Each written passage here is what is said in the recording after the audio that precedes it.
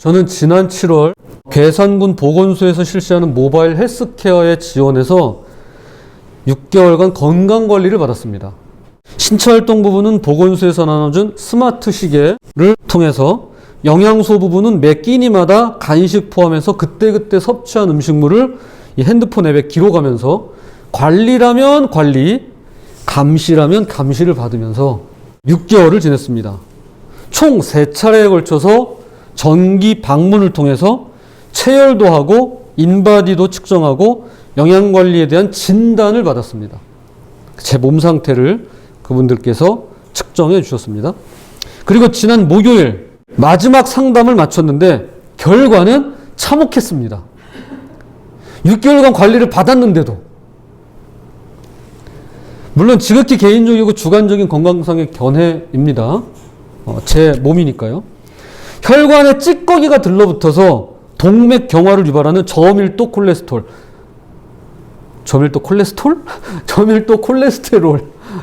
LDL이라고 하는 게 이전보다 높아졌고요. 동시에 그 LDL을 제거하는 고밀도 콜레스테롤은 낮아졌고요. 중성지방은 2배 이상 증가하고요. 혈압 증가했고요. 체지방량 당연히 증가하면서 체중이 4kg가 늘었습니다. 정상 체중에 비해서 4kg가 늘었어요. 저를 한마디로 이렇게 평가하시더라고요. 비만. 비만이래요. 그러니까 이런 걸 마른 비만이라고 한답니다. 비만. 실은 그럴 만한 이유가 있었습니다. 일주일에 4회 하던 운동이 1회, 많아야 2회 정도로 크게 줄었고요. 한동안 칼로리를 신경 쓰면서 음식을 조절했는데 그것도 소홀해졌고요. 또 계절적으로 날이 차가워지면서 왜 월동 준비에 들어가는 것처럼 저도 움츠러든 거죠. 그래서 이제 소모량이 줄어든 탓이었습니다. 7,700kcal 체지방 1kg이랍니다. 제가 3kg 쪘으니까 그동안 23,100kcal를 소모시키지 못하고 제 몸속에 쌓아두고 저축해두고 살았던 것입니다. 그게 뭐라고. 그래서 저 나름대로는 이 상황을 심각하게 받아들이고 이제부터 철저히 관리해야 되겠다고 생각하고 있는 찰나에 상담을 하는데, 그 상담해 주시는 상담사분께서 자꾸 그러시는 거예요. 아유, 아버님, 크게 문제되지 않으니까 너무 걱정하지 마세요. 아직 젊으시니까 조금만 신경 쓰면 되세요. 자꾸 그러는 겁니다. 그러면서 자꾸 괜찮다는 거예요. 아, 괜찮아요. 괜찮아요. 저를 안심시키는 쪽으로만 말을 해주시는 거죠. 제가 이제 너무 답답해서 손 들고 물어봤습니다. 선생님, 이제 웃으면서 얘기했죠. 선생님, 제가 좀 의지를 불태우려고 하는데 왜 자꾸 저의 의지를 꺾는 쪽으로 말씀하세요? 괜찮다고만 하지 마시고 좀 더 적극적으로 말씀해 주셔야지 제가 노력을 불태우지 않겠습니까? 이제 웃으면서 그렇게 말씀을 드렸습니다. 그랬더니 상담사분께서 그러시더라고요. 그러고 싶죠. 그런데 그렇게 말해도 듣지들 않으시더라고요. 세게 말하고 심각하게 말해봐야 기분만 상해하시고 실천에 옮기지 않으시더라고요. 그러다 보니까 자꾸 안심시키는 쪽으로 말하는 것 같아요. 라고 이야기해 주시더라고요. 제가 그날 당장 상담을 다 마치고 이제 모임에 갔다가 집에 돌아오면서 수옥동에 내려서 걸어왔습니다.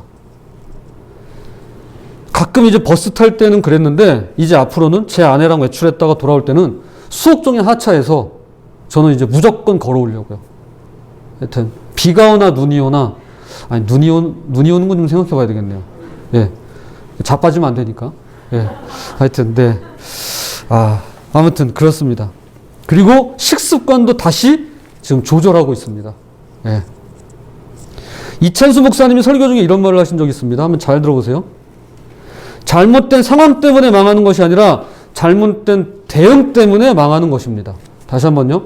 잘못된 상황 때문에 망하는 것이 아니라 잘못된 대응 때문에 망하는 것입니다. 건강은요, 조금이라도 건강할 때, 아직은 큰 문제가 없을 때 즉시 실천하고 지켜야 하는 게 좋다고 봅니다. 신앙도 이와 똑같다고 저는 생각합니다. 조금이라도 신앙이 건강할 때, 아직 주님을 향한 믿음의 불씨가 타오를 때, 즉시 돌아보고 지켜내는 것입니다. 그렇지 않으면 이걸 극복하고 회복하는데 힘도 들지만 참 오래 걸리는 것 같아요.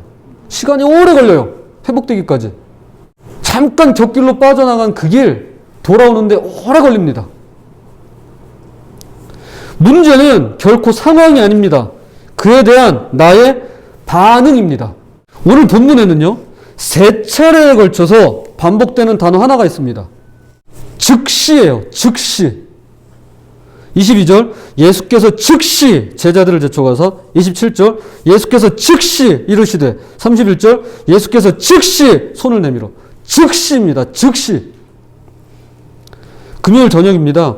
설교에 갈피를 잡지 못하고 성경을 읽으면서 뒤적뒤적거리고 한참을 메모하고 있는데 제 아내가 마침 일을 마치고 아이들을 데리고 함께 집에 돌아왔습니다. 잠깐이지만 이제 아이들을 반기고 한 상에 둘러앉아서 오늘 하루 어땠는지 서로 왁자지껄 떠들고 있는 와중이었어요. 그때 마침 한 성도님께서 전화를 주셨어요. 그래서 옆방에 가서 이런저런 얘기를 나누는데 대뜸 이분이 성경을 읽다가 즉시에 큰 은혜를 받았다면서 저에게 얘기를 해주시는 거예요. 그러면서 주님은 언제나 우리에게 즉각적으로 반응해 주신다는 거죠. 즉시 도와주고, 즉시 위로해주고, 즉시 보살피시고, 즉시 구원해 주신다는 것입니다. 거기서 이분이 큰 은혜를 받고 위로를 받았다면서 그렇게 눈물이 나더라는 얘기를 저에게 들려주셨어요.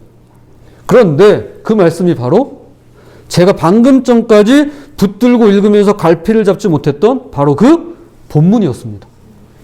저는 설교를 준비하는 내내 미처 보지 못했던 것인데요. 그래서 방황하고 갈피를 잡지 못하고 있었는데요. 주님께서 말씀 그대로 즉시 한 분을 통해서 저를 보게 해주신 것입니다. 주님은 즉시 일하십니다. 정말 그런 것 같아요. 주님은 머뭇거림이 없으세요. 즉각적으로 반응하세요. 한치의 주저함 없이 즉시 움직이십니다. 문제는요, 잘못된 상황이 아닙니다. 어려운 상황이 아닙니다. 상황은 내가 원하는 쪽으로 흘러가지 않을 때가 훨씬 더 많습니다. 문제는 내가 어떻게 대응하고 어떻게 반응하느냐 하는 것입니다. 잘못된 상황이 문제가 아니라 잘못된 대응이 우리를 망하게 하는 것입니다.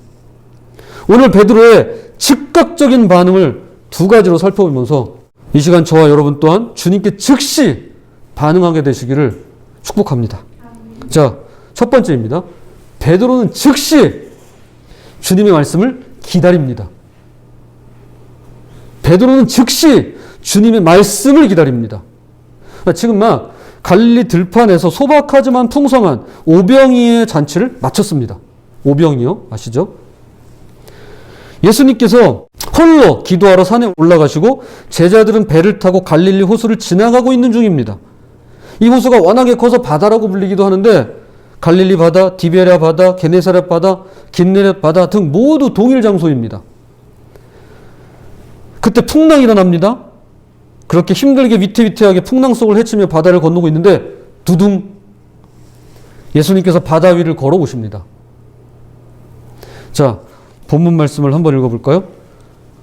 자, 25절입니다. 밤 4경에 예수께서 바다 위로 걸어서 제자들에게 오시니, 밤 4경이란 새벽 3시에서 6시 사이를 가리킵니다. 그 당시에 시계가 없었잖아요. 그래서 대략 이렇게 3시에서 6시 사이를 밤 4경이라고 표현합니다. 즉 오병이어 만찬을 끝내고 예수님께서 사람들을 돌려보내시는 동안 즉시 제자들을 재촉해서 배를 타게 했건만 이 제자들은 해가 저문 뒤에나 배가 오릅니다. 아무리 늦어도 저녁 9시에는 배를 탔을 텐데 지금 최소 6시간 동안 풍랑을 만나서 배에서 고생하고 있는 것입니다. 보통 배를 타고 건너편까지는 3시간이면 충분히 도착하는 거리입니다. 그런데 지금 2배가 넘는 시간을 지금 소요하고 있는 것입니다. 자, 24절입니다. 배가 이미 육지에서 수리나 떠나서 바람이 거스름으로 물결로 말미암아 고난을 당하더라. 그랬던 것입니다. 바람이 거스르고 있었어요. 거슬러서 바람이 불고 있었던 것입니다. 물결이 거칠었어요. 그래서 마가복음과 요한복음에는요, 이 제자들이 힘겹게 노를 저었다고 기록하고 있습니다. 여러분, 우리도요, 인생의 역풍을 만날 때가 있습니다. 여기 우리 학생들은 이 단어조차도 생소할 거예요. 여러분, 인생의 역풍을 만날 때가 있습니다. 원하지도 바라지도 않지만 인생의 역풍을 만납니다. 순풍에 띄운 배처럼 편안하게 안심하며 갔으면 좋겠는데 거친 파도와 같은 장애물이 있고요. 내 길을 방해하고 나를 옴짝달싹 못하게 막아서는 역풍이 있습니다. 멀리 갈 필요도 없어요. 코로나19가 그러하죠. 얼마 전 새로 나타난 오미크론 변이가 그러합니다. 이번에 교회에서 터진 오미크론 확산, 역풍을 만났습니다. 교회가 역풍을 만났어요. 그리스도인들이 역풍을 만났어요. 주님께서도 역풍을 만나셨는지 모르겠습니다. 역풍을 만납니다. 우리는 언제나 인생의 역풍을 만납니다. 상황이 안 좋아요. 잘못된 상황만 반복되고 지속되는 것 같습니다. 갈릴리 출신 베테랑 어부들이 이 풍랑을 벗어나고자 얼마나 힘차게 노를 젓고 얼마나 힘들게 수고했겠습니까? 그러나 이들조차도 고난을 당했다라고 할 정도로 상황이 안 좋았습니다.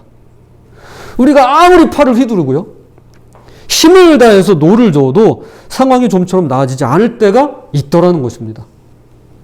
그때 우리가 즉시 해야 할 일이 있습니다. 그게 뭐예요? 주님의 말씀을 기다리는 거예요.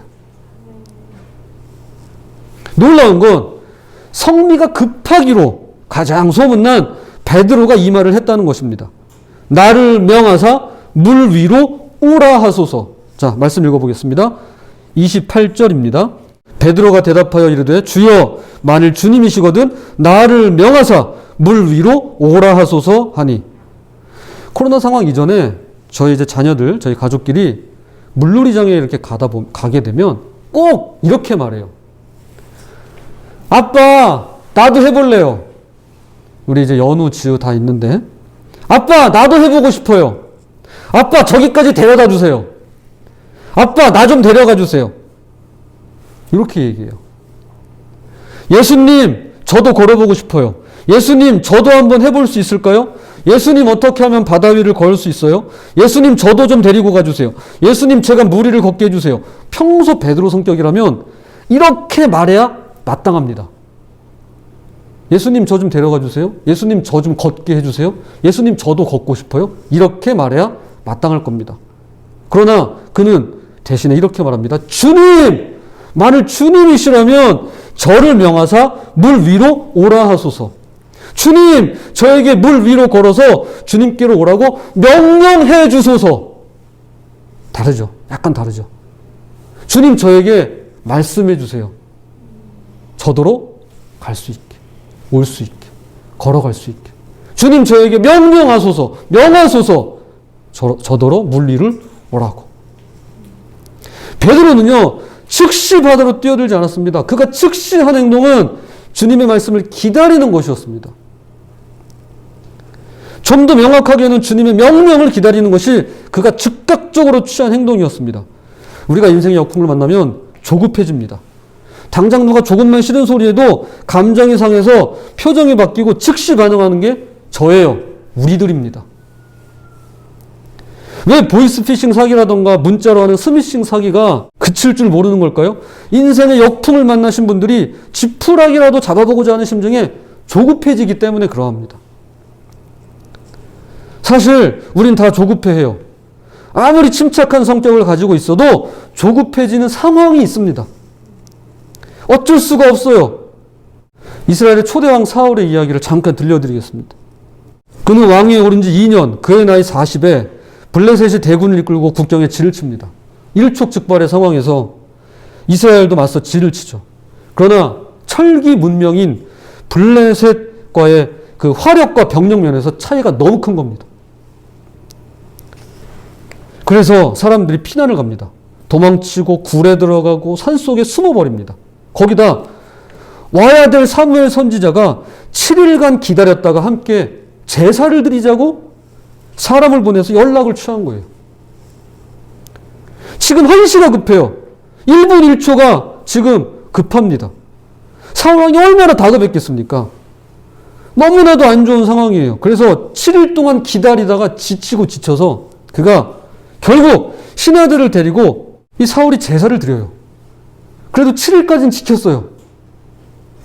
그리고 드려요. 그런데 제사가 끝나자마자 사무엘이 나타나서는 이렇게 말합니다.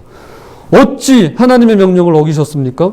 왕께서 그분의 명령을 지켰더라면 이스라엘을 위해 왕의 나라를 영원히 세우셨을 터인데 이제는 왕의 나라가 길지 못할 것입니다. 왕이 하나님의 명령을 지키지 않으셨으니 하나님께서 그분의 마음에 맞는 사람을 구하여 백성의 지도자로 삼으셨습니다. 어찌하여 하나님의 명령을 어기셨습니까? 처음에 한 말이 그 말이에요.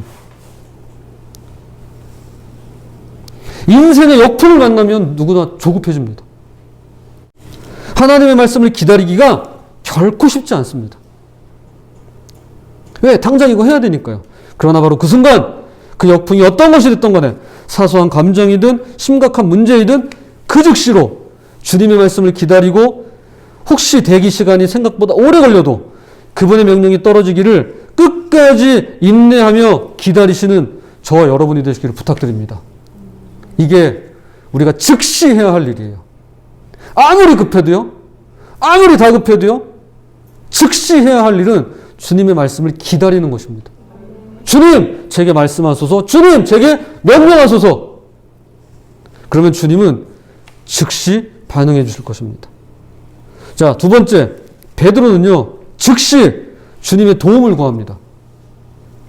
즉시 말씀을 기다린 것뿐만 아니라 그는요, 즉시 주님의 도움을 구합니다. 베드로는 오너라 하시는 예수님의 말씀이 떨어지자마자 오너라라고 하시는 예수님의 명령이 내려지자마자 기다렸다는 듯이, 그쵸, 실제로 기다렸잖아요. 기다렸다는 듯이 그 즉시로 배에서 뛰어내려 바다 위를 걸어 예수님께로 갑니다.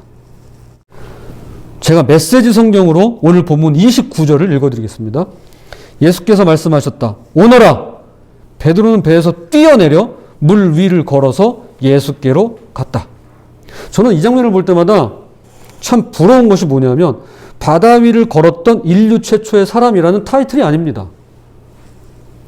저는 바다 위를 걷는 건 크게 부럽지 않습니다. 그거 뭐 걸어봐야, 반대로 안 걸어봐야 그거 뭐 경험차일 뿐 아니겠습니까? 라고 저는 이제 위안을 삼는 거죠. 그러니까 저한테는 크게 중요하지 않아요. 중요하지 않습니다. 부럽지 않아요. 그런데 제게는 부러운 게 있습니다. 뭐냐면 뒤도 안 돌아보고 순식간에 바다 위로 뛰어들었다는 그 믿음의 결단이 가장 부럽습니다.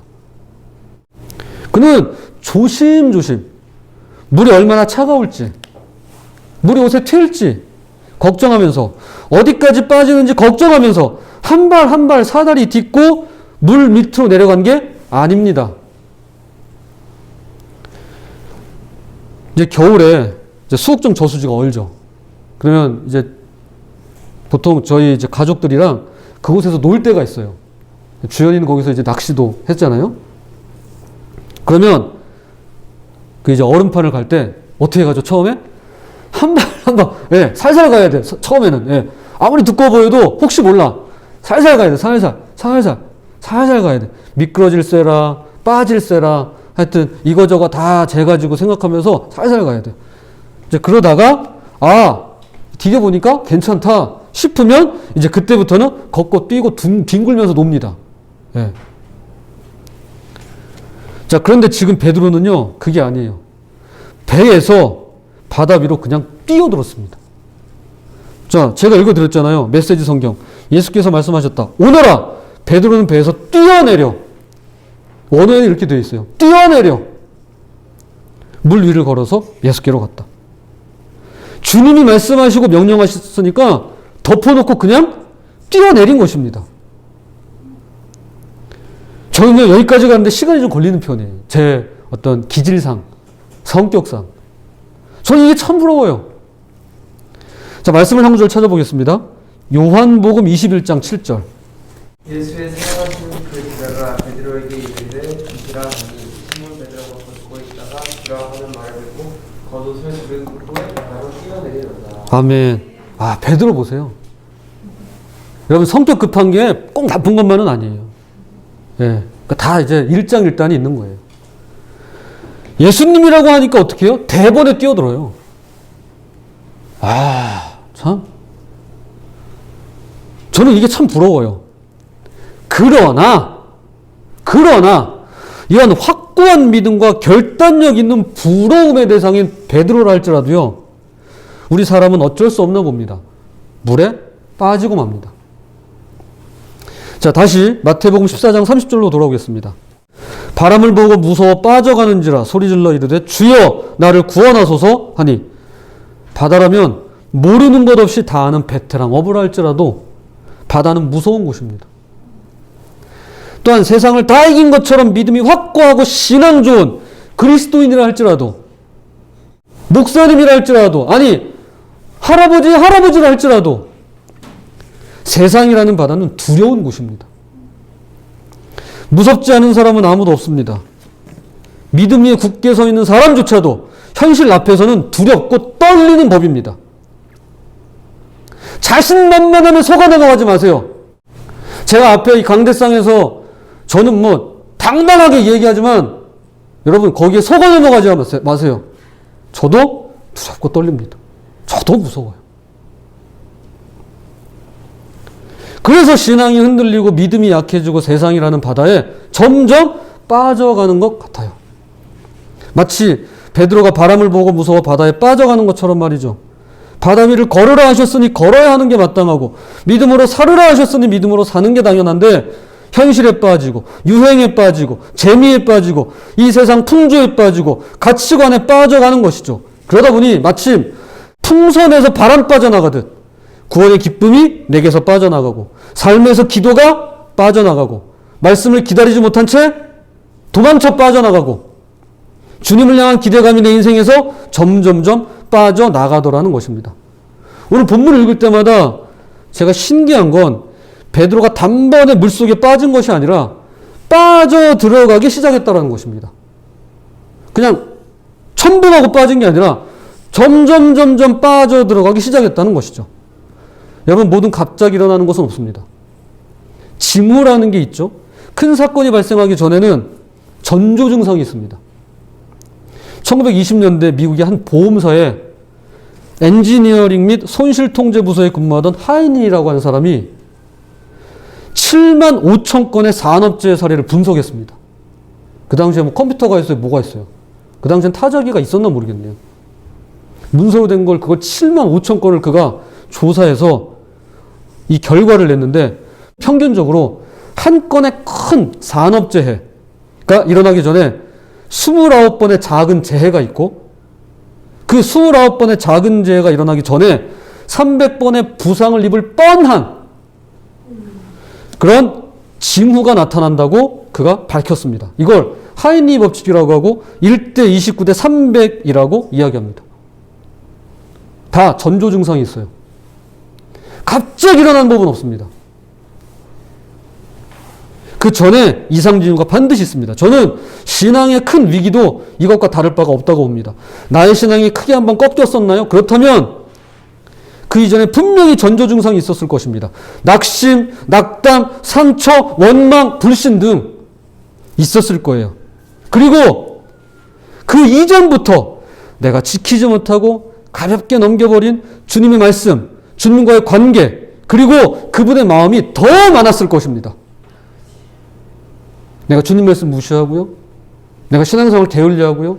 내가 성실하게 임하지 못하고요. 내가 말씀 한 구절 그거 내가 그냥 스쳐 지나가듯이 보고요. 마음에 새기지 않고요. 이런 어떤 작은 것들이 쌓여서 결국 신앙의 큰 위기가 다가오더라는 것이죠. 그렇게 빠져들어가는 순간 베드로는 즉시 주님께 도움을 구합니다. 주여 나를 구원하소서. 여러분, 주님께 구하는 도움은 즉시 하는 것입니다. 즉시 하는 것이. 기다리지 마세요. 즉시 하시기 바랍니다. 그러면 주님은 즉시 손을 내밀어 그 손 꼭 붙들어 주십니다. 혹시 이렇게 말하시는 분들 계실까요? 그렇지 않던데요? 당장 도움 필요할 때 주님은 즉시 손 내밀지 않으시던데요? 이렇게 반문하시는 분들이 혹시 계실까요? 부끄럽지만 저도 그렇게 느낄 때가 종종 있습니다. 그러나 저도 그렇고 우리 모두 반드시 기억해야 할 것은, 나는 느끼지 못하더라도, 나는 인지하지 못하더라도, 나는 체감하지 못하고, 내 오감은 변화와 결과를 눈치채지 못하더라도 주님은 내 손 꼭 붙드시며 이렇게 말씀하고 계시다는 것입니다. 그게 오늘 본문이에요. 자, 31절입니다. 예수께서 즉시 손을 내밀어 그를 붙잡으시며 이르시되 믿음이 작은 자야 왜 의심하였느냐 하시고, 책망 같지만 주님은 그 순간 우리를 붙들고 계시는 것입니다. 내가 느끼지 못해도요, 내가 미처 깨닫지 못해도요, 내 오감이 이것을 받아들이지 못해도요, 주님의 손은 즉시로 내 손을 붙들고 계시는 것입니다. 자, 이제 말씀의 결론을 맺겠습니다. 지금 이 순간 예수님보다 잘못된 상황이 더 크게 보이는 분들이 혹시 계실까요? 그렇다면 고통과 괴로움에 지쳐 계실 것입니다. 해결되지 않는 어려움과 아픔의 증세에 집중되어서 자기 자신에게 과몰입되어 있을 것입니다. 그러니까 나만 보이는 거죠. 상황만 보이는 것입니다. 똑같은 바다에 용감히 뛰어들었던 베드로가 그 다음 순간 똑같은 바다 속으로 점점 가라앉은 이유는 그가 바라보고 있는 것에서 그 원인을 발견할 수 있습니다. 제가 좋아하는 마틴 로이드 존스 목사님의 마지막 설교문을 말씀드리겠습니다. 기독교는 내가 무엇을 행하느냐, 행하지 않느냐의 문제가 아닙니다. 기독교는 내가 다른 사람보다 얼마나 더 나으냐의 문제도 아닙니다. 또한 기독교는 내가 이전보다 얼마나 더 변화되고 나아졌느냐의 문제도 아닙니다. 기독교는 절대 그런 것이 아닙니다. 그러니 모든 것을 잊고 그리스도를 바라보십시오. 그러면 그분의 흠없고 완전한 의가 보일 것입니다. 여러분이 그분을 믿으면 그분의 의가 여러분에게 주어지고 여러분은 그분의 의를 입게 될 것입니다. 제가 존경하는 마틴 로이드 존스 목사님이신데 이분이 돌아가시기 전 마지막 설교하신 내용이에요. 저도 한때 그랬습니다. 교회에서 배우기를 뭘 행하고 행하지 않느냐의 문제라고 생각했습니다. 내가 다른 사람보다 얼마나 더 나아지느냐의 문제로도 저는 들었습니다. 이전보다 얼마나 더 변화되고 나아졌느냐 하는 내용으로 저는 수많은 설교를 들었습니다. 그러나 그게 아니에요. 그렇지 않습니다. 여러분, 그동안 우리는 착각하고 있었던 거예요. 아니죠. 제가 착각했던 거죠. 기독교는요, 이겁니다. 그리스도를 바라보는 거예요. 그게 전부예요. 그거면 돼요. 힘드세요? 그리스도를 바라보세요. 원망이 있습니까? 그리스도를 바라보세요. 억울하세요? 그리스도를 바라보세요. 분노가 올라옵니까? 그리스도를 바라보세요. 죄를 지었습니까? 그리스도를 바라보세요. 책망을 받았습니까? 그리스도를 바라보세요. 슬픕니까? 그리스도를 바라보세요. 혹시 넘어지셨습니까? 그리스도를 바라보세요. 죄 지었다고요? 그리스도를 바라보세요. 이게 전부예요. 그러면 즉시 그분이 우리를 붙드십니다. 복음은 이거 하나입니다. 주님과의 즉각적인 관계 회복. 그 관계를 지속하고 유지하고 더 깊은 관계로 발전시키는 거 이거 하나입니다. 인생의 역풍은 주님이 내 손을 붙드시는 그 순간 즉시로 멈추고 사라지지 않습니다. 주님이 나를 붙드셨어요. 주님 저를 도와주세요. 주님 저를 구원해 주세요. 했는데 주님이 저를 즉시로 붙드셨어요. 그렇다고 제 인생의 역풍은 멈춰지지 않습니다. 그치지 않습니다. 그때는 우리의 의심과 불신앙이 드러나고 깨달아지는 순간일 뿐입니다. 바람이 그치는 그때는요, 내가 기다리고 구하고 바라보는 그 주님께서 내 인생이라는 배에 함께 오르실 때, 그래서 그분이 내 인생의 선장이요 주인 되실 때, 그때야 비로소 즉시 그치는 것입니다. 오늘 본문 32절은 이렇게 말합니다. 배에 함께 오름에 바람이 그치는지라. 그제서야 비로소 바람이 그칩니다. 인생의 역풍이 그치길 바라십니까? 그렇다면 예수님께서 함께 오르셔야 합니다. 내 인생의 중심에, 내 가정의 중앙에, 내 삶의 왕으로 오르셔야 됩니다. 그거 아니고서는 우리는 계속 바다 위를 걸을 수밖에 없습니다. 오늘 우리가 예배 드리면서 함께 기도할 때 불렀던 찬양, 부른 건 아니고 이제 기도할 때 들었던 찬양이에요. 이제 우리 기도할 때 또 나올 텐데, 반석 위를 걸으리라. 그 가사에 보면 이런 내용이 있어요. 반석 위를 걸으리라. 주는 나의 영원한 반석. 잘 들으세요. 주님이 있기에 거친 파도 반석되리라. 아, 놀랍지 않습니까? 파도가 반석으로 변한대요. 주님이 배에 오르실 때 이러한 일이 일어납니다. 주님이 우리 가정의 주인 되실 때 이러한 역사가 일어납니다. 주님이 내 삶의 왕이 되실 때 이 기적이 일어납니다. 바라기는 즉시 주님 바라보시고 즉시 말씀 기다리시고 즉시 주님의 도움을 구하시면서 즉시 주님을 내 삶의 주인으로 모시는, 그래서 주님과의 관계에 그 초점을 맞추시는, 그것이 신앙의 전부가 되시는 저와 여러분 되시기를 주님의 이름으로 부탁을 드립니다. 자, 기도하겠습니다.